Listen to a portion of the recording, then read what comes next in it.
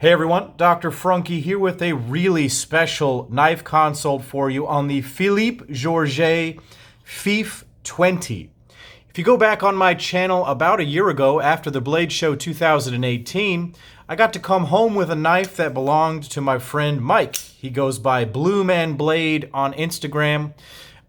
Mike sent me home with a Phillipe Jourget custom Fif23. That was the 4-inch bladed full-size model, and this is the Fif20. As the numerical indicators suggest, this is the smaller version of the Fief series, the Fief being a front flipper knife from custom knife maker Phillipe Jourget. This is a fully handmade custom knife with no CNC, and the 20 model here is actually exceptionally rare. I don't know how many of them are out there in the wild, but it's certainly not many. And so it's quite a privilege to get this knife in hand because it's basically perfect. And I'm going to get into why this knife is so exciting for me, and then why it's so exciting for all of you guys as well. I'll have that at the end of the video. So let's go ahead and do as we always do with these knives. We're going to go ahead and get some vital signs on this guy. Up front is a 3.5-inch blade. This knife is going to be in CPM 154. That is his preferred steel. You've got 8 inches of overall length. You've got 4.5 inches of handle length with a grip area somewhere in about that same range, maybe about 4.3 inches. For my European friends who continually ask me for the blade, for the measurements in millimeters, you've got 90 millimeters of blade, 200 millimeters of overall length. You've got 115 millimeters of handle length with about 110 millimeters of effective grip area. How do you guys like that right there? This is a French knife, so why wouldn't I do things in metrics? So let's go ahead and take a look here. The blade stock is coming in at a nicely thin 135 thousandths, and this skinny little handle right here is coming in sub half an inch at 0.4875 inches. Being a titanium and steel construction, this knife could be a little bit lighter than it really is, and it weighs in at 4.45 ounces, which is a little bit heavier than the 1-to-1 ratio that I look for, inches of blade length to ounces of weight. I do really enjoy the look of this knife and the overall aesthetic, and gosh, it's a nice little knife right here. Let's go ahead and bring out another couple of knives for a size comparison. I'll go ahead and bring out the Spyderco Paramilitary 2 and the Para 3. At a 3.5-inch blade, you're certainly bordering more in the spectrum of the Paramilitary 2, but it is certainly a bit smaller right there. I can bring out another couple of special knives right here. This is the Koenig Knives Arius. I'm sure you guys can tell that I enjoy this copper-dusted stuff. How about another knife from Phillipe Jourget? This is the Hi-Fi. I will also have a video on this knife on my channel. This is a knife that is a collaboration with Tashi Barusha, and it's quite a special knife. Now, I'm going to bring out another knife right here that's incredibly special, that's going to have a video also on my channel. This knife just came in today, and you're going to be getting an unboxing. This is why you should be excited about the Phillipe Jourget Fif20. This is the Custom Knife Factory Fif23. This is an excellent size comparison for the 23 versus the 20 in the model size. So if you go back and watch that video, you can see how big this knife is compared to the smaller brother right here. A full, significantly bigger knife right here. And this is really, really exciting. I'm going to have a video separate on this. Please stay tuned to my channel. So we're going to get these guys off of the table right here, and we're going to go ahead and break this knife down anatomically. Up front, as we mentioned before, is a 3.5-inch blade of CPM 154, and this is one of the greatest parts of this knife. So often, custom knives get caught up in the materials and the beauty of their own existence, and they fail to become actual cutting tools. So often that is the case, and in this case that is not true. This has a full flat ground, or a predominantly flat ground blade right here that's 3.5 inches. Just a very, very user knife. Look how thin the material is. If you take a look here at the taper here at the heel of the blade, you can see how thin it is ground at the heel. Beautifully done. Sharpening notch right there. Very nice plunge grind. Beautiful, beautiful knife right here. Got a piece of dust on there. You can see the Phillipe Jourget maker's mark, very subtle, a PJ right there, triangular shape overall. clean on the backside right here. Very tastefully done blade. It doesn't have any other labels anywhere else.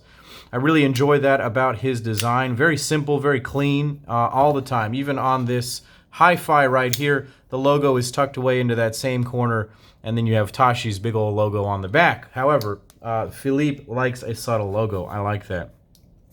As you've noticed, this is a front flipping knife, and so the deployment mechanism is on the blade itself. That front flipper is quite unique in the world of front flippers. Let me go ahead and bring out another 3.5-inch knife. I didn't really show this, but you can see how the anatomy is slightly different to the Gareth Bull Chamois.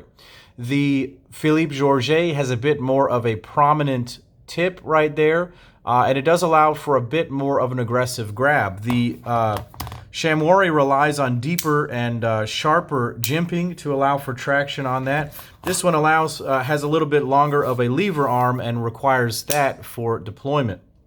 I really think that this has a unique method as compared to the Chamois. The vector on this knife seems to be about like this. Sometimes front flippers are like you want to pull it this way or that way. This one is certainly more of this direction. When I pull the blade like that, it absolutely rockets out of the handle. It otherwise has a very strong detent. This detent is maybe a little bit too strong for a front flipping knife. The problem with front flippers is that there is sort of a fine point where the detent can become too strong, and it can become a little bit painful because this is a rather sharp corner, and if it slides off, which you saw me do earlier in this video, it can be a bit uncomfortable. However, that being said, true knife guys really do enjoy a nice, strong, and powerful detent, and it's once you figure out how to launch this knife, it's really satisfying. Quite nice when you launch that guy out of there. Beautifully done edge. I'll just comment that this came with an almost mirror polished edge straight from the maker himself. It's an unbelievably sharp knife. Very, very nicely done. He clearly understands that this is a tool first and then a work of art second, and it certainly is both of those things. Moving back to the pivot, this guy is running on ball bearings. This is running on ceramic ball bearings in steel cages. Has excellent action as you've been watching. Absolutely glorious drop shut action. Rockets out of the handle, and it is supremely, supremely smooth. Both smooth and fast, but not so drop shut smooth that it's a dangerous thing. It has just that right amount of dialed in smoothness and friction that it just drops so nicely. It's really something that you find only in very high-end, very nicely tuned knives.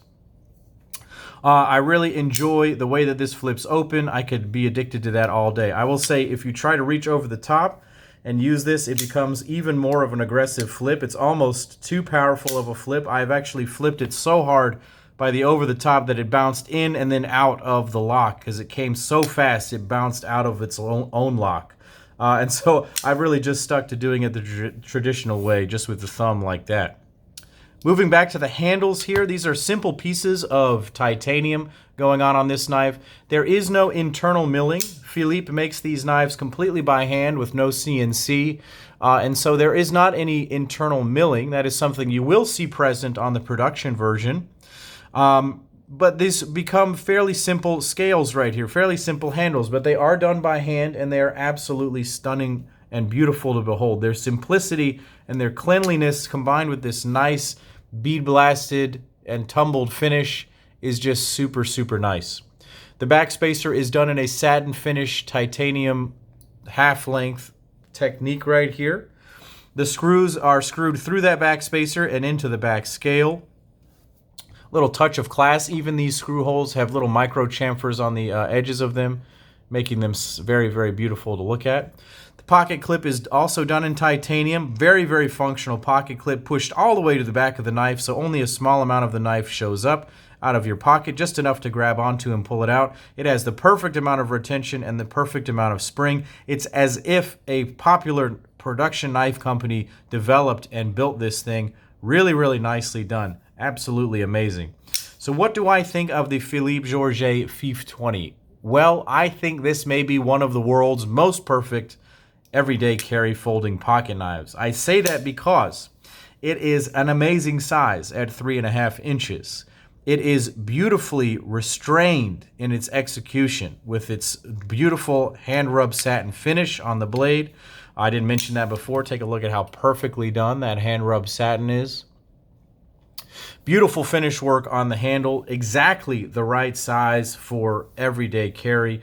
A full-size blade that is not too big, and the ability, the blade to handle ratio on this is really, really nice. That blade goes almost all the way to the tail right there, and I just feel like you get a whole lot of usable and excellent blade for a relatively thin and small package.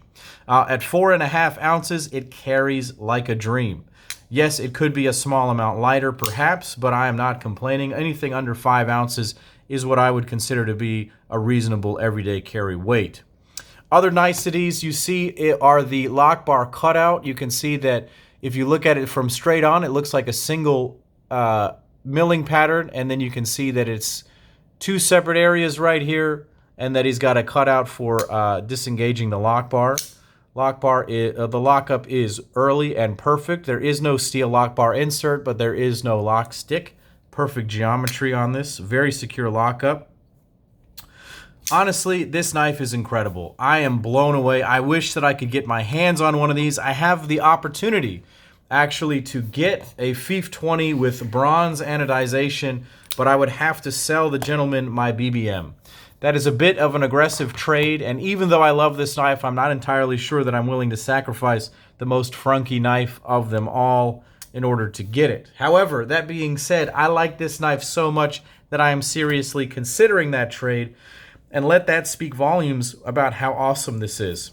The quality, the looks, the materials, the execution. The maker himself is a very nice guy. I've chatted with him at Blade Show and via some DMs, and just a very nice guy, very humble maker.